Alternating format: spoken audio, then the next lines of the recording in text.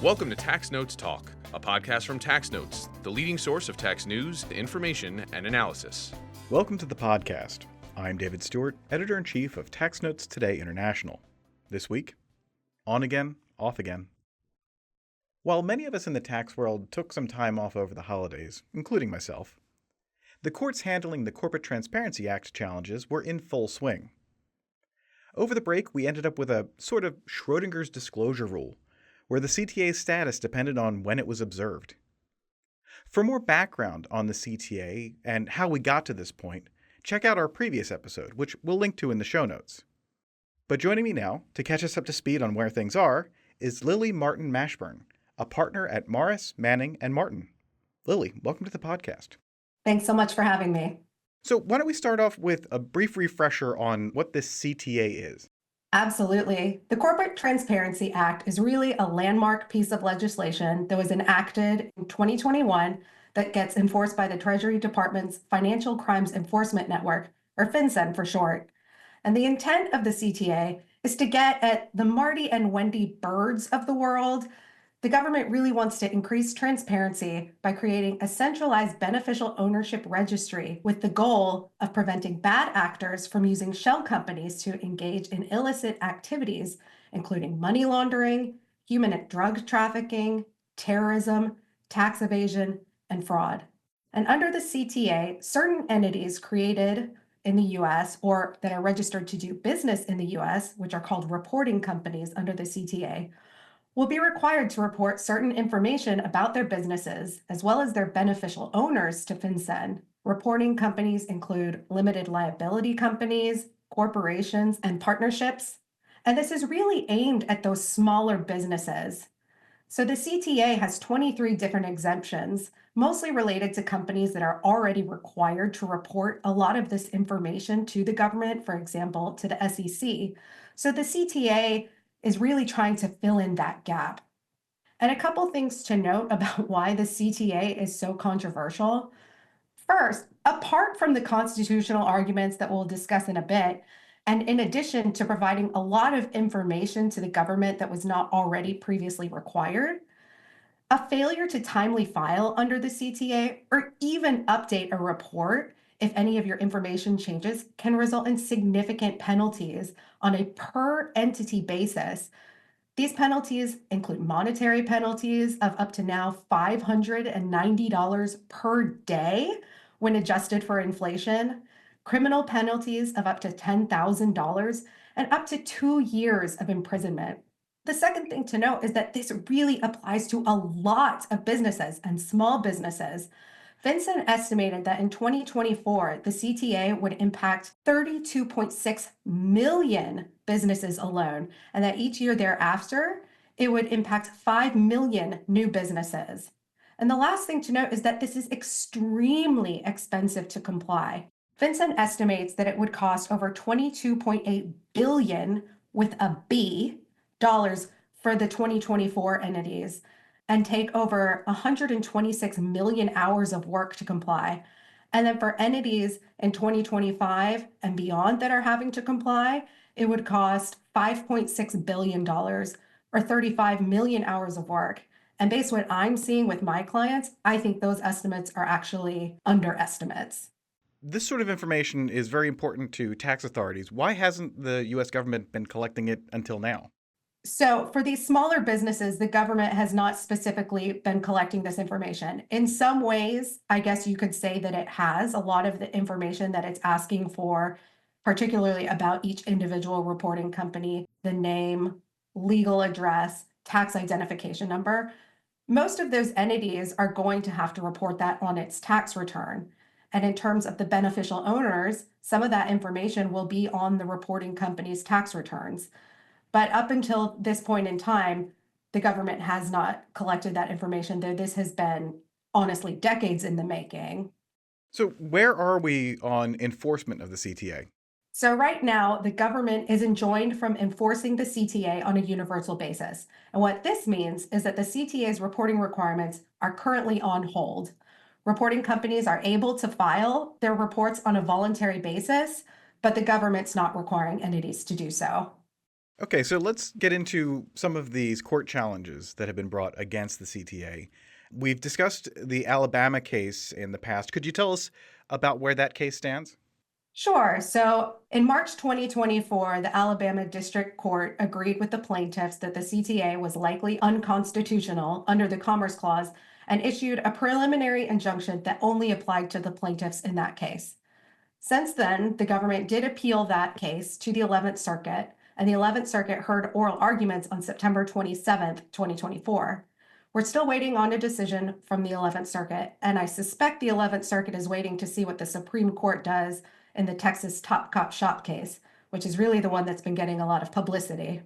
All right, well, we'll hold that one back for just one moment longer. Could you tell me where things stand in the Small Business Association of Michigan versus Yellen case? Sure. So in the Small Business Association of Michigan versus Yellen case, that one was filed right after the Alabama case came out. They echoed a lot of the arguments that were made in the Alabama case. They asserted a few different arguments, but the district court in Michigan was unpersuaded and they denied the temporary restraining order.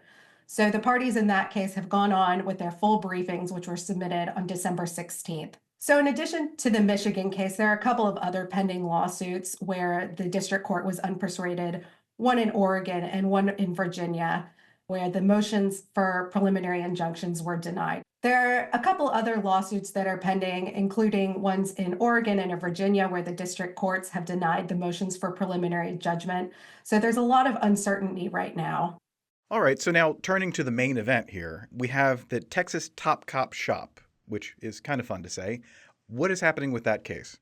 Well, it would not be an understatement to say that there has been a lot of whiplash with this one. In Texas Top Cop Shop, like the one that's now pending before the 11th Circuit, the plaintiffs asked the court for a preliminary injunction so that the government couldn't enforce the CTA against them.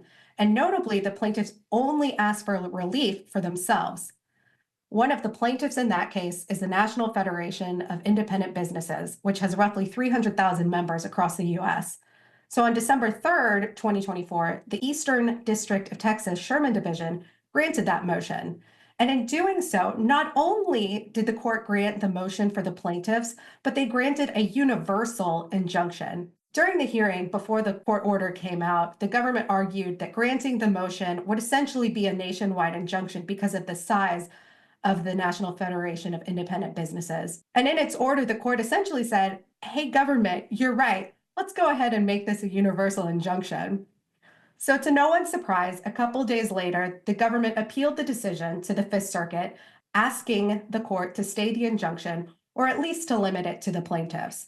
Couple weeks go by, advisors, small businesses were all nervously waiting. And on December 23rd, less than 10 days before the original January 1st deadline for most companies to comply with the CTA, a 3-judge motions panel on the Fifth Circuit stayed the injunction by the district court, meaning the Corporate Transparency Act was back on again. That same night, FinCEN announced on its website that it would extend the deadlines. Essentially, for most companies, even though there was a 20-day delay between the CTA being on to the CTA being off to it being back on, FinCEN announced that it would give most businesses a 12-day extension. So after this ruling by the motions panel, the plaintiffs requested that the full Fifth Circuit reconsider this panel decision. Then 3 days later, on December 26th, a different, quote, merits panel on the Fifth Circuit reinstated the injunction to, quote, preserve the constitutional status quo, meaning that the CTA was once again halted. So at this point, the plaintiffs withdrew their request for a full Fifth Circuit hearing. 5 days later, on December 31st, the DOJ submitted an application to the Supreme Court to halt the injunction and narrow its scope, arguing that it unfairly blocked all businesses from compliance rather than just the plaintiffs involved. Since then, there have been many briefs filed, dozens of amicus briefs, briefs from all parties, and at this point, we're still waiting on the Supreme Court's decision. And keep in mind that at this point, it's unlikely that the court will determine whether the CTA is actually constitutional. This all relates to the stay and whether it was appropriate. Support for this podcast is provided by the University of California Irvine School of Law Graduate Tax Program. This preeminent and innovative program prepares students to practice tax law at the highest level in the U.S. and abroad. Featuring a low student-to-faculty ratio, cutting-edge technology instruction, and dedicated career support, UC Irvine's graduate tax program helps prepare students for a future in tax law. Program graduates are placed in top tax-related industries, practicing law in many major U.S. cities.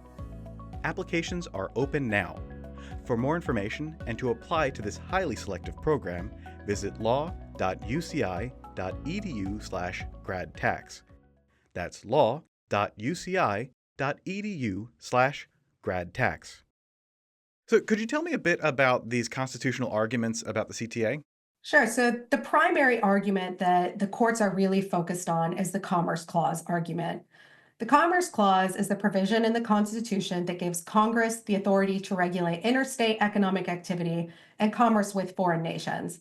So here, the government has a pretty clear argument that Congress had the ability to enforce the CTA with respect to businesses that are formed in foreign nations and that are just registered to do business in the United States. But for the cases that we're seeing now, they relate to those domestic companies that have been formed in the United States.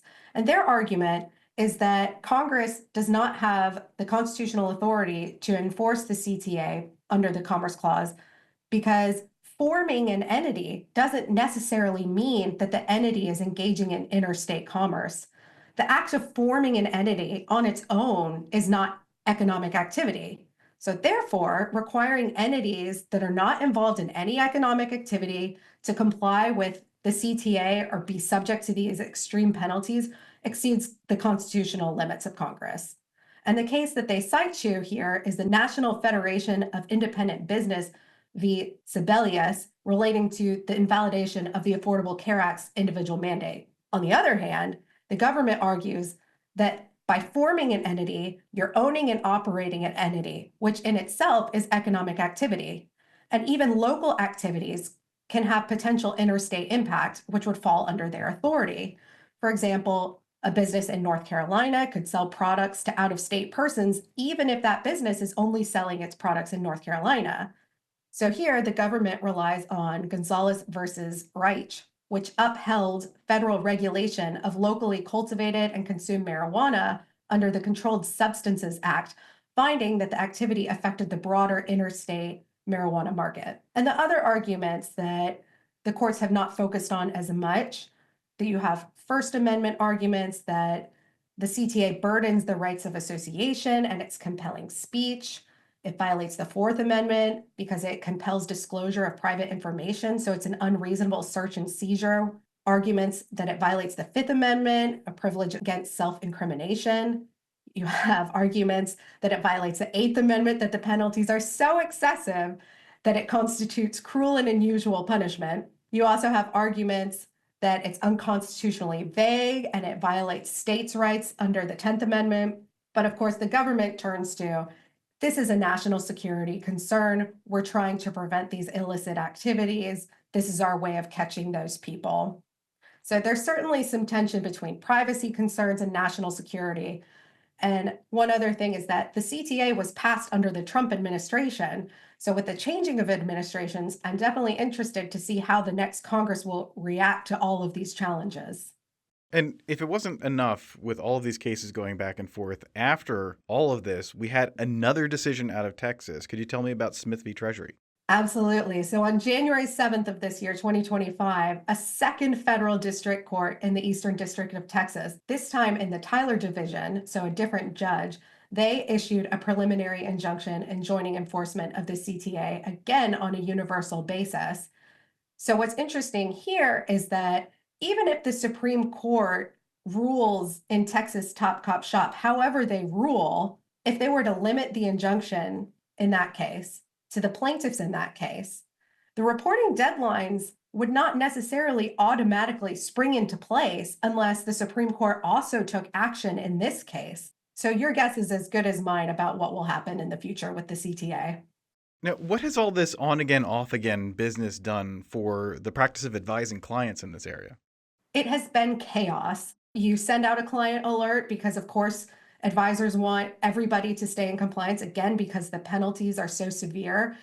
And you send one out, and then it feels like as soon as you have sent out that client alert, you have to retract it or change it or provide an update. It's really been a whirlwind. Were clients far along in the process of compliance and just stopping immediately? Or are you seeing people that say, you know what, I'll just use that voluntary side? I've seen a little bit of both. So for some of our larger clients who have literally hundreds of entities, their plan and what I have recommended to everyone is that, as we've seen, this whole thing could change on a dime. So even if we are not filing the actual reports, we should be ready to file those reports. So particularly where a reporting company is part of a much larger complex structure and it's going to take time to really figure out what needs to be reported, it's a good idea to go ahead and get that information in hand and know what you would need to report if it comes back. Now, would you expect a long time window before you'd have to comply if this was reinstated? I would hope so, but given that FinCEN gave a 12-day extension when we had a period of 20 days where it was unclear what was going to happen, I don't know how long it would be, maybe 30 days, but at this rate, it's all so up in the air, and I think it's going to be chaotic if it does get reinstated, no matter what extensions may be given. Do you have any sense of what's likely to happen on appeal for these cases? So I think for a lot of the lower courts, they are going to wait to see what the Supreme Court does. And given the Supreme Court's general distaste for universal preliminary injunctions, I think it's likely that they will grant the government's application and get rid of the injunction so that the constitutional claims can be heard at the lower courts. I think it's also likely that the Supreme Court may just keep things the way they are, much like the merits panel did, where we're going to keep this injunction in place and hear those constitutional claims. Honestly, I think it's probably 50-50. That's how I view it. We'll just have to see what happens. Well, there's certainly a lot to keep an eye on. Lili, thank you so much for helping us understand it. Oh, thank you for having me. That's it for this week. You can follow me online at TaxStew, that's STEW, and be sure to follow at TaxNotes for all things tax. If you have any comments, questions, or suggestions for a future episode, you can email us at podcast@taxanalyst.org. And as always, if you like what we're doing here, please leave a rating or review wherever you download this podcast. We'll be back next week with another episode of Tax Notes Talk. Tax Notes Talk is a production of Tax Notes. You can learn more about us by visiting www.taxnotes.com/podcast. When major media wants the straight story, they turn to Tax Notes. Thank you for listening, and join us again for another edition of Tax Notes Talk. Want more like this? Subscribe for more tax videos. Special thanks to our executive producers Jasper Smith and Paige Jones, showrunner and audio engineer Jordan Parrish, and audio engineer Peyton Rhodes.